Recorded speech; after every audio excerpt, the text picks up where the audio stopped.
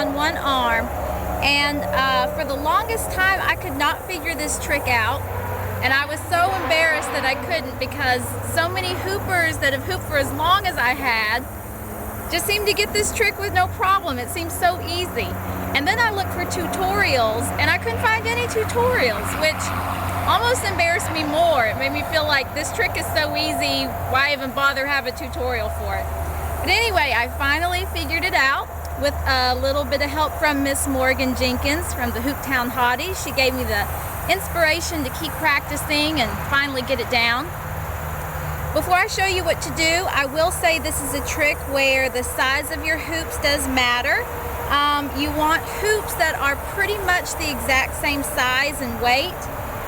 Here I have a couple of Poly Pros that are 32 inches, and here I have some basic hoops, some HDPE hoops that are 31 inches diameter, half-inch tubing, and either one of these will work. You just want to make sure that whichever set you use, the hoops are about the same size.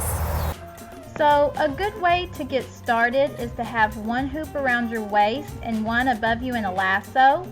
Then you can lift up the hoop on your waist onto your arm into the trick, which I'll get into a little more later.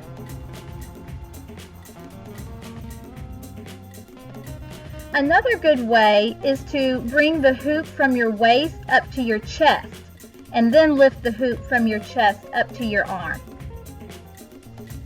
Personally, I find this way a little easier, but it does require that you know how to check.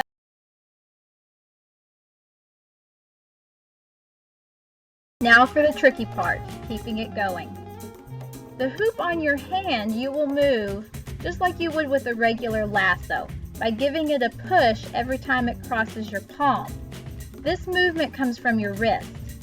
The hoop below your wrist, you give the push with your forearm, and this movement comes from your shoulder and your elbow.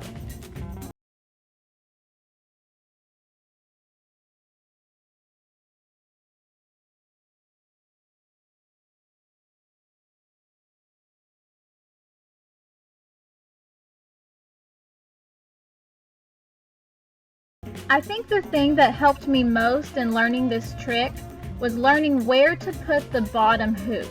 I found that it's much easier to keep it going if it's lower on your arm. When I first started trying, I would have my bottom hoop right on my wrist, right below my hand, and I found it was much easier to give the push if it was further down on my forearm.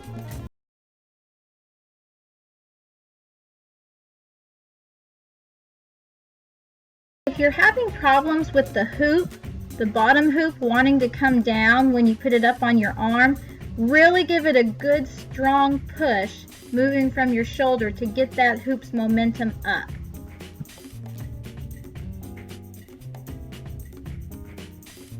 When you do this, however, you may discover your hoop starts spinning at the same speed like mine are doing right now. So to solve this, really focus the push of the top hoop.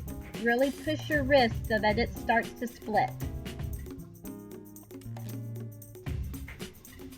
You may also find that your bottom hoop starts to angle, and if this happens, all you have to do is start turning in a circle the same direction that your hoops are spinning, and that should smooth out any angling.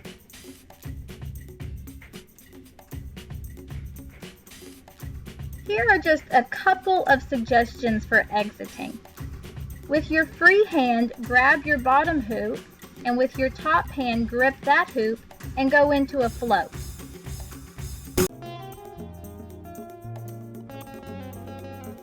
You can also play with swinging your arm out and around to get into this interlocked hoop position. I'm not exactly sure what this is called, but it's really fun and it looks really pretty.